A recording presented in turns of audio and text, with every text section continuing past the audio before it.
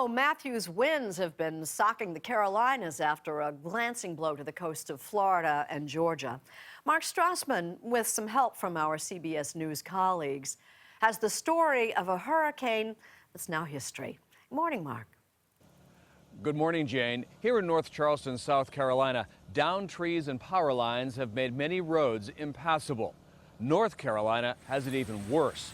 Up to 14 inches of rain has created record flooding and caused at least 3 deaths. 4 other people are missing. But across much of the Southeast, there is also a sense of relief that this storm could have been much worse.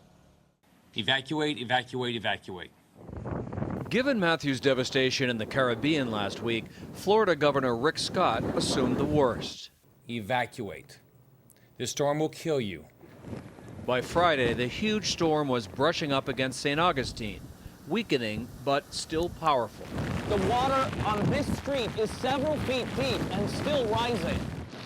Before moving north to Jacksonville. This is the storm surge everyone fears. Friday night, Matthew crosses from Florida into Georgia.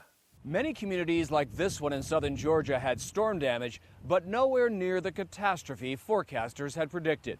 That's because the eye of the storm jogged east, stayed offshore, until it reached South Carolina, where Charleston was at risk. As the sun is coming up, Matthew is coming to town. Death toll aside, this has been a damaging storm. More than 2 million people have lost power. Gas lines and shortages will continue into the week. Rebuilding will be expensive. By one estimate, damage in the U.S. could reach $6 billion. Still, Matthew's most lethal landfall was in Haiti. The storm flattened entire villages. At least 800 people were killed.